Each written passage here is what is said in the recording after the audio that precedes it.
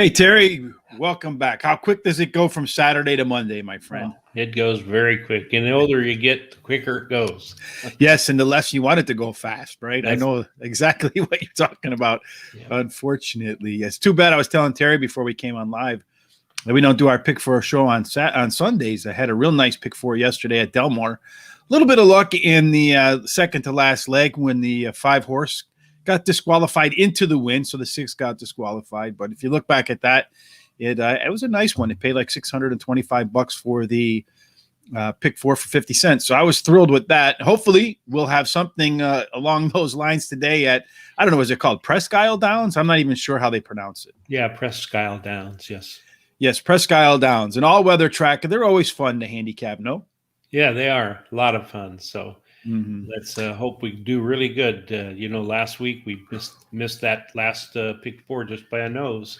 Oh God, yes. So that was another one where I felt like the horse should have maybe did disqualify, but it was just too close to the wire, I think, for them. If it happened 15 feet earlier, the bump, I think we get disqualified into that win. But you can't count on the stewards because I feel like sometimes the rulings are inconsistent. It's just a matter of it's subjectivity. To what the stewards think they see, and then one time it could be a DQ and the next time it might not be a DQ. Same thing. Yeah, and the rules are not the same at each track. I mean, the stewards, like in California, what they look at is, well, did it cost somebody a placing? That's it. Yeah, I think that should be it. If it interferes with the outcome, 100%, it should be that way. Yep. Yes, Tom I Love Carly mentions that every state has its own rules. I know they're trying to, and this is some of the argument that's going on right now about the national standardizing of horse racing, is states don't want to give up control to the federal government. And I understand that because I am I believe that states are incubators, right? That's where innovation comes from. Yes. If everybody liked white cars, nobody who liked red cars would be able to buy one. I agree with Tom. A rule is a rule, but sometimes there's, there are a little bit of gray area in that sometimes. Tom says the last thing he'd want to do is the way California is doing it. But it looks like California is doing some things right. So let's talk about one of those things that California is doing right now. Tom, it's Santa Anita is going to boost their purses because, Terry, because it looks like some of these programs that they're working to bring new horses in is attracting new horses and increasing the handles. Yes, it is, and I'm really happy to see this. Well, you live in California, so I mean, that's why, yeah. But it's a positive though for horse racing overall, I think. So.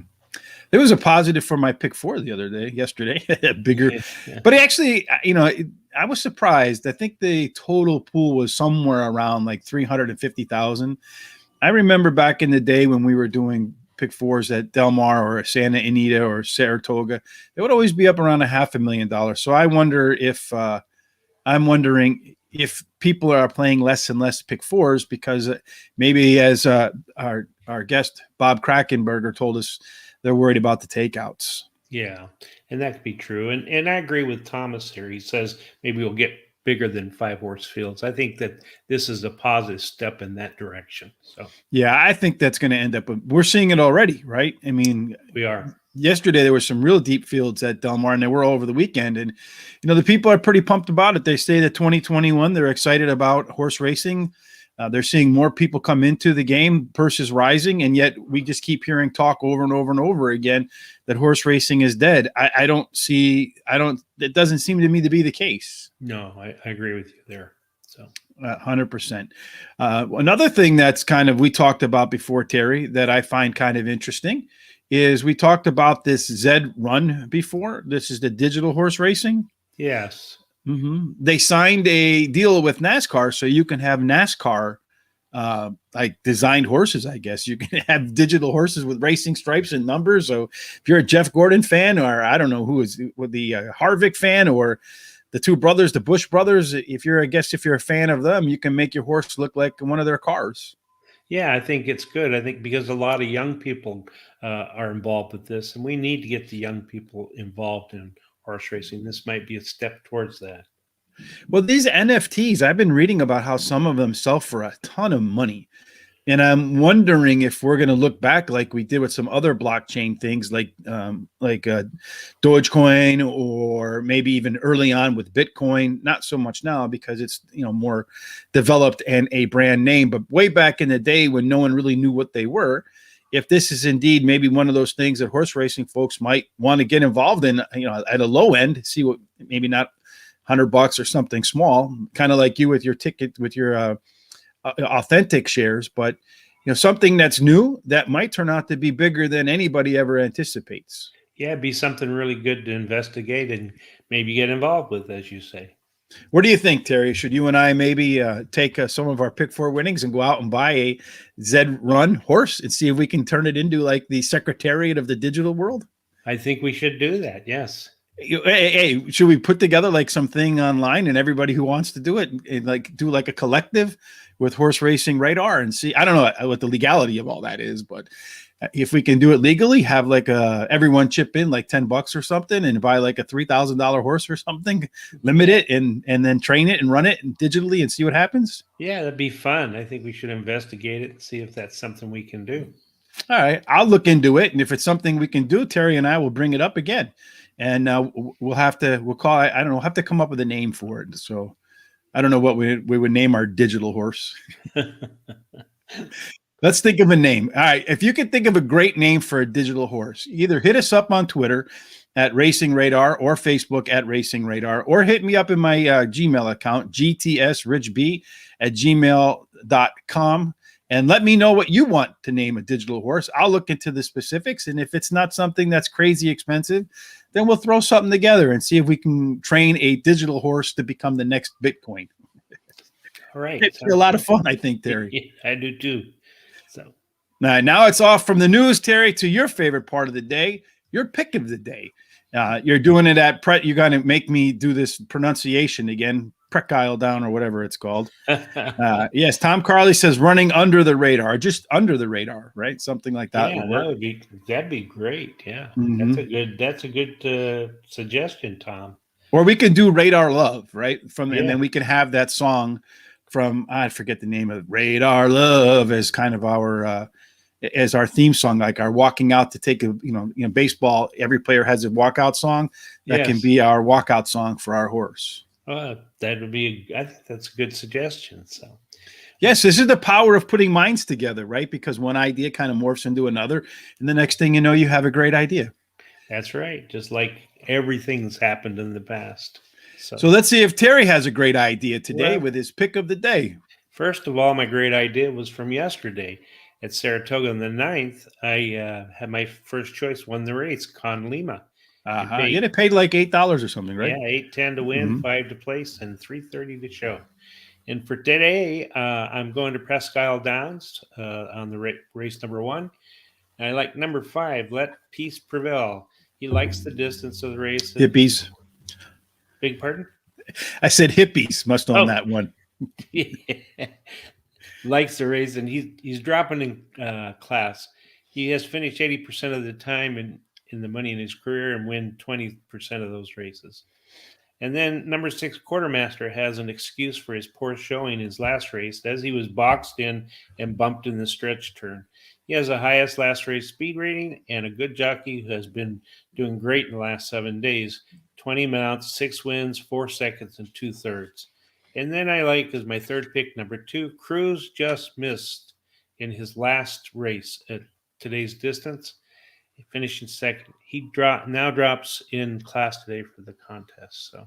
So we're going to stay at Presque Downs for our pick 4. I let Terry pick the tracks that we're going to do, and I think he decided to pick like it's the most difficult track on the planet.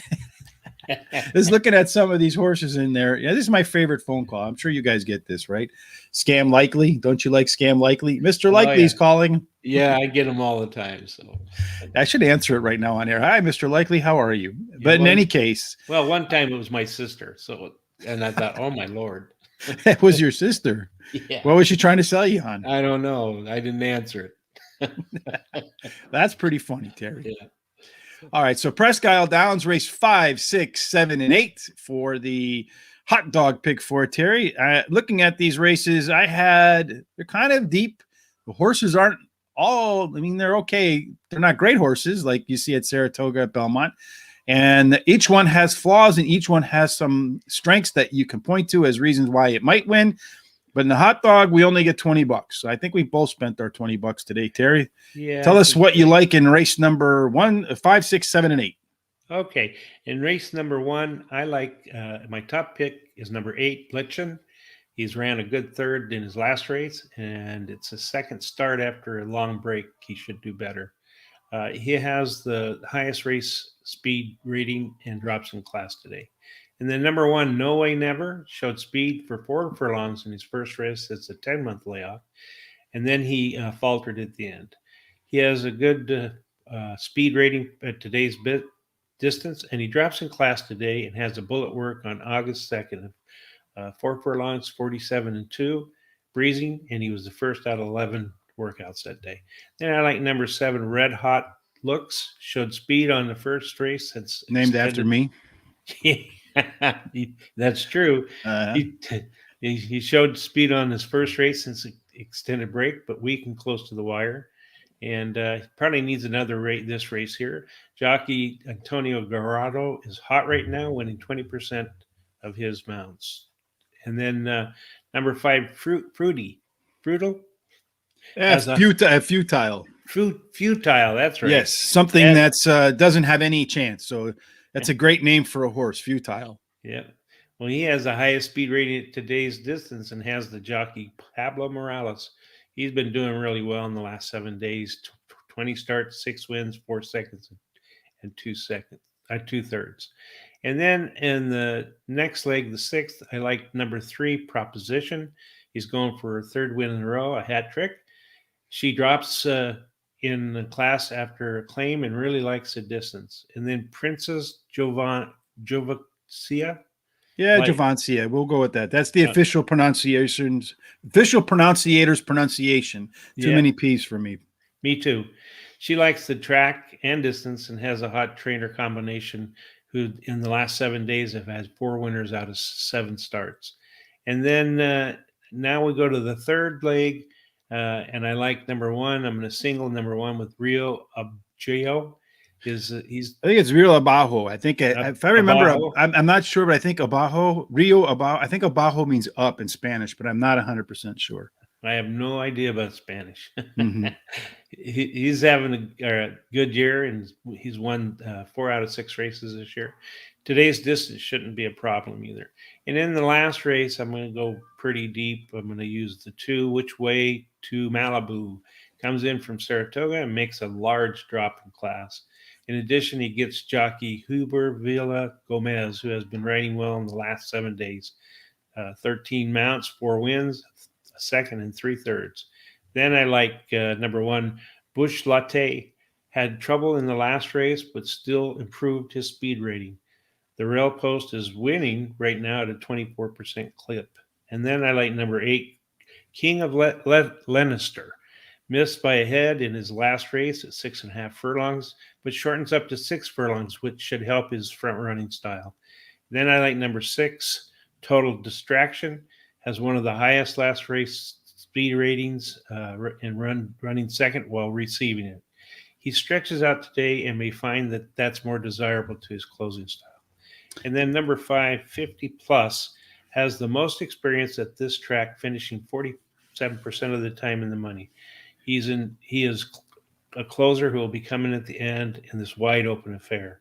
So my hot dog pick in the 5th race, first leg, I like the 1, 5, 7, 8. Second leg, 3, 6. Third leg in the 7th, I'm going to single the 1. In the 8th race, I like the 1, 2, 5, 6, 8.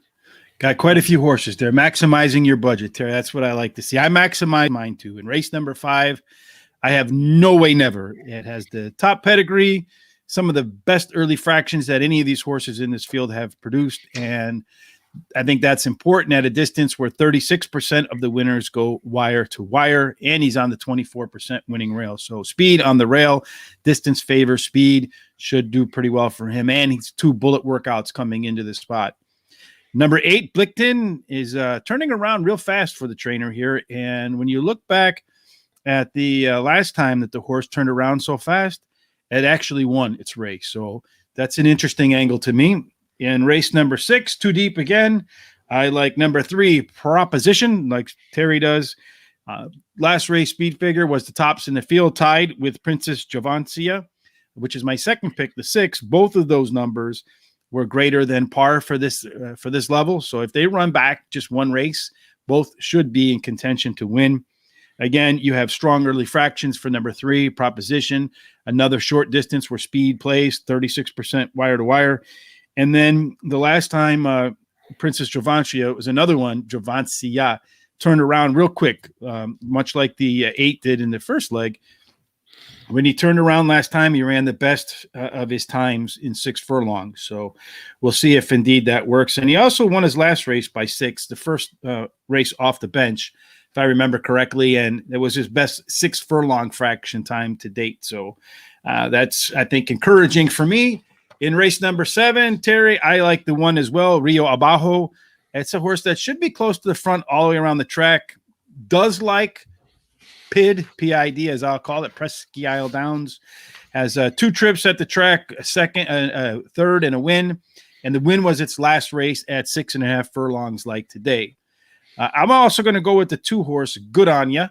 It's just dropping from a $100,000 non-graded stakes race. And then in that race, it produced the top last race speed figure. So you got that drop, you got the class relief, and you got the top speed figure. And this is another one that's being turned around by its trainer right away. So last time it turned around on such a quick notice, it won as well. And I agree with Terry that last leg is just kind of one of those things. I put all the numbers in a hat and pulled out 5 because that's what my budget accounted for. But I like Bush Latte. It's third off a layoff, 24% winning rail. Number 2, Which Way to Malibu, has the top pedigree. It's dropping 2 classes in terms of its purse prize, and it's also shipping in from Saratoga. So obviously at Saratoga, been facing tougher competition. I like horses with my name in it or to have some relation to me. So number 5, 50 plus, that one fits me to a T. And then if you look at 50 plus, all of its races where it's ever finished in the money happened at Presque. I like King of Leinster as well, third off a layoff. When you look back at its previous third race off a layoff, when you look back at its previous 3 race cycles, the third race is typically at least the second best, if not the best of the 3. And then when you look at the past performance lines, you see an improvement in its positioning from race to race, which is something that I like to see. I'm going to call it the new PPP, stepping up the past performance price ladder or something. I don't know. And then finally, number 11, Whispering Wind. You got a small drop in class for this horse, and you got one of the top jockey and trainer combinations, and that's all my budget would allow for. So I went 2 deep in the first 3 races, 1-8 in the 5th, 3-6 in the 6th, 1-2 in the 7th, and then 1-2, 5-8 and 11 in race number 8. Now time, Terry, to break out your dad's credit card with the prime rib pick 4. As you can see, there's a lot of color here. Yes. Tell us who you added in each race, Terry. Okay, well, in the 5th race, I kept the 1, 5, 7, 8 and added the 6. O's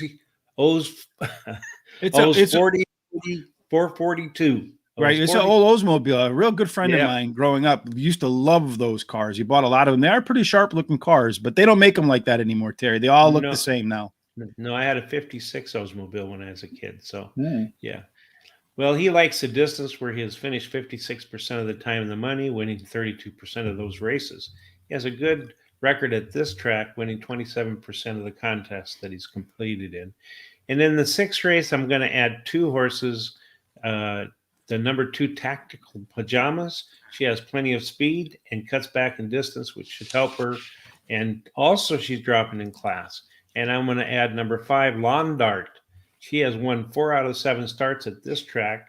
She has a hot trainer in the last 14 days who's won 2 out of 5 starts. Mm-hmm. And then in the 7th race, I'm going to add the same 2 that you like, Good On Ya.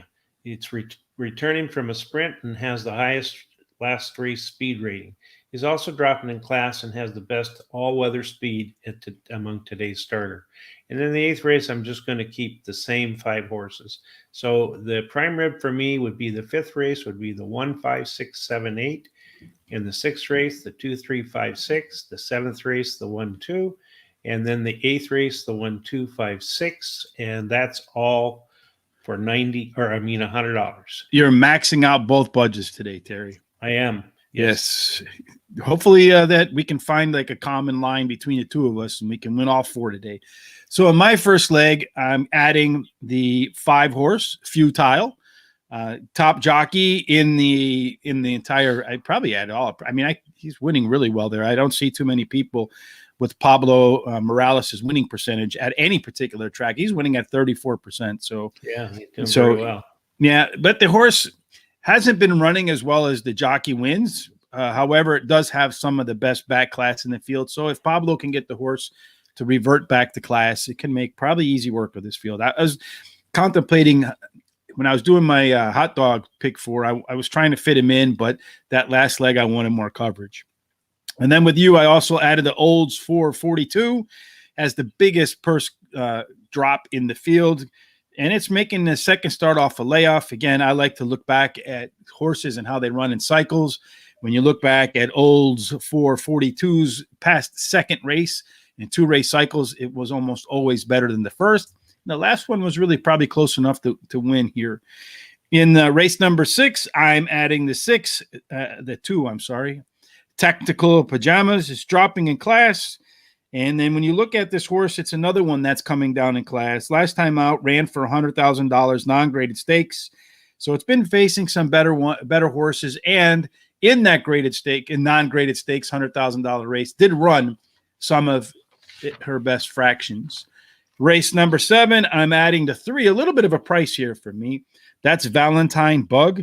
It's a horse for the course. I like cycles. I like horses for courses. Valentine Bug has run at Presque 5 times, 2 wins, 2 seconds, and a third. So the quick math says that's 100%, 5 out of 5. And when you look at the distance, it's run 2 times at the distance with a win and a second. So it's another horse too. So not only is it a horse for the course, horse for the distance, but it's a horse for the cycle because it's running its third race after a layoff. And again, when you look back, a horse tends to do better in its third race of a 3-race cycle. And I'm not changing any of my race 8 numbers because I couldn't squeeze another one in there and stay under budgetary. Because I'm, if I promise that I'm only going to put $100 on his credit card, I can't go over it. Yeah, and if I could, I would add in the 7th race, Valentine Bug, the 3. That's my third pick. Of course, that would make my prime ticket too expensive. Yeah, make it $150. The only one I would add to me in my ticket would be in race number 8 was the 4 horse was one I was trying to consider. That's the one that I threw, as they say in the in the NCAA basketball tournament. The teams are on the bubble. They have the first 4 in, the first 4 out.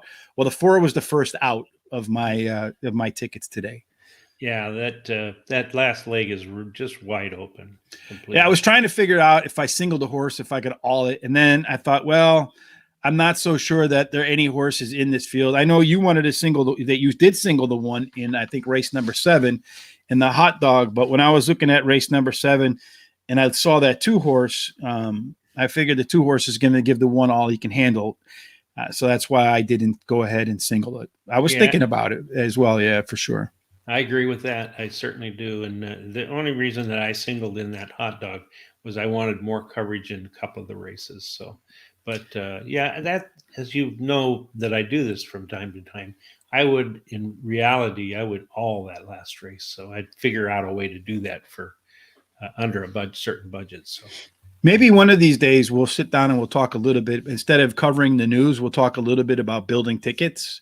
Okay. And how to build tickets in an effective way. For example, one suggestion I can make pretty quickly here today is when you do your pick 4s, you should take all your top picks and make one ticket with all your top picks. Yes. Because if you take all your top picks and they all win that day, and it's only going to cost you whatever your unit is. So if you do 50 cents, it'll cost you 50 cents. If you do $1, it'll cost you $1. If you do $2, right, it'll cost you $2. But if all of your top picks happen to win in your pick 4, for let's just say using $1, for $1 more, you'll double your payout. Yes. So that is a cost-effective way to construct your tickets in horse racing. And I would suggest the same thing if you do pick 3s. Same thing. Just do a pick 3 for $1 for all 3 picks that are in your top. And occasionally you're going to find out that all of them do win. And when they do, you'll double your payout and you're not really significantly increasing your costs. Yeah. And you shared that with me a while back. And ever since you have, that's what I do.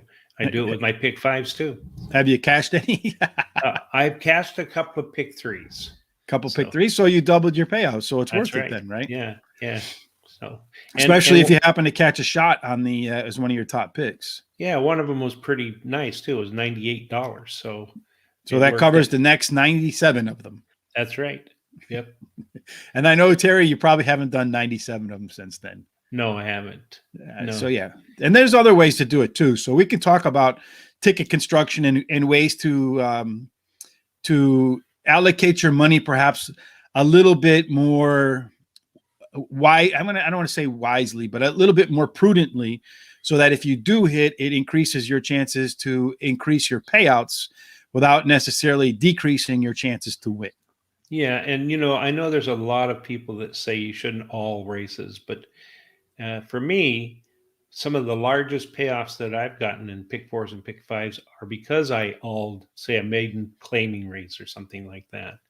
And especially with you've got 4 or 5 horses that never have started, and I'll get like an $80 winner that I would have never gotten unless I hauled. So yeah, the only other way too you're going to get big ones too is if there's like a 3 to 5 or a 1 to 2 and you toss them out. Yeah, because they're going to be on like half the tickets, so you're going to cut the pool of winners in half. And I love doing that when it's a small field and there's like 5 horses and there's a hard favorite 1 to 2. I'll just throw the 1 to 2 out and use the other 4. So, and that's worked out for me quite a bit. Yeah, I'd imagine it does. Because I saw one last night at Los Alamitos late at night, where the one horse I think it was 1 to 1, and it was like I think it was a 6 or 7 horse field, maybe 8, I don't know. But when it came out of the gates, the horse did one of these like it was in the movies, like. Yeah. And then everybody else got like a good 20, 30 yard head start and no chance to catch up, right? Done. No. So everybody who singled that one horse, me, ended up having a losing ticket. But I followed it up in the next race and hit a nice superfecta and then went to bed. Oh, that's good. That's good. Yeah. Another thing I do in a race like that is I'll take all horses on top except for the favorite, and I'll put the favorite second for exact, and I'll do like a $3 ticket for each, so that'd be like $12 if there was 4 horses other than the 1. And a lot of times I came out pretty darn good doing that. So. Backdoors exact is one of my favorite betting strategies as well. All right, Terry, anything else you want to add before we're out of here? No, I'm just excited about this week, and I'm looking forward to doing Colonial Downs tomorrow. It looks like a pretty good program, and could get some pretty decent payoffs. And then Delaware is coming up the next day, and Delaware has some really long fields in the first 3 legs, so you can maybe get some good payoffs there. So, well, that's what we're hoping for, Terry. We got to get back into the winner's circle, like Jay Marco says, right? Yes. Because we had a tough week last week, missing by, and it was terrible too, because we had a lot of races in the first 2 races where we hit prices, and then somewhere on the 3rd leg we missed. So this week, hopefully we catch at least 1, maybe 2, and then we'll have something to celebrate, Terry. Yeah, I think we will. I've got a good feeling about this week. Me too. All right. Before you go, everybody, if you're watching on YouTube, please go ahead and hit that subscribe button on the bottom. We had a great weekend, Terry and I. A lot of folks liked what we were doing at Saratoga. Thousands of people watched Terry and I handicapping the race. It's a good thing I took a shower in the morning. It was a long day. Very long day. But we had some nice winners, some good picks. I picked Steve Ashman's horse that won and set the record for him. Congratulations, Steve. Hopefully we'll have you on the show sooner than later. And then if you're watching us on Facebook, make sure you like us so that when we go live, you're notified. And follow us on Twitter. Soon we'll be live on Periscope as well. So make sure you do that. One other favor you can do for us too is tell your friends about us. However it is you communicate. Instagram, Twitter, Facebook, TikTok, dances, however you tell your friends, look at this. Make sure you let them know about Horse Racing Radar, our show, our Thursday show where we have on great guests, and of course, our Friday show where we do international racing. I think Tom and I had 3 trifectas out of 4 races picked. That ain't bad. Oh, that's good. Yeah, it was that's pretty very solid. good. Yeah. And then, of course, Terry and I are here every day, Monday through Thursday, same time, 1 o'clock Eastern. Terry, until we meet again in 23 hours and 30 minutes, good luck, everybody, at the races, and we'll see you in J. Marco's Winner Circle.